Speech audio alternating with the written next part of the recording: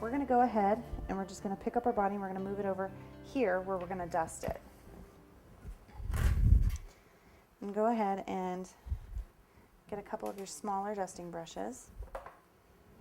Let's pick this guy up. Let's make sure he stays together. Whoop. If your body comes off, don't worry about it. You just get your finger a little damp. Okay, I got a sink right here. Use a little bit of moisture and just stick it right back together. And you can always redo that detailing if you need to. There we go. And let's put it down here, and this is where we're going to go ahead and dust it.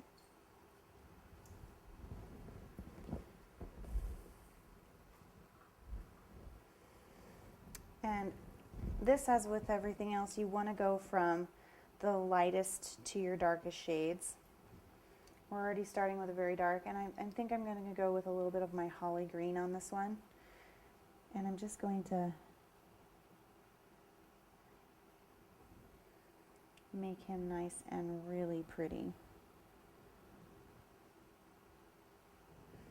Now, like I said, go ahead, and I'm going to use a little bit of my avocado here. Go ahead and embrace it. This is one of the few places in nature where these insects actually are this beautifully and brightly colored.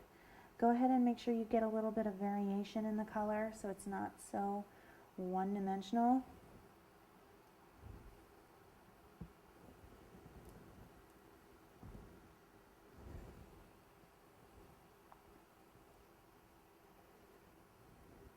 And if you want, you can take your tool, kind of roll him over real gently. Get that underside if you're afraid the underside is going to show on your piece, or whatever cake you're sticking him on. And then finally, at the very end, we're going to take a little bit of our white, a very small amount, and this is actually where we're going to just add the eyes to our insects. And finally, we're going to do our body. Now, the body on the dragonfly, and this is where you're going to need some of your sculpting tools, specifically your veining tool. It's very long and thin. So you're just going to kind of roll out a longer, thinner piece.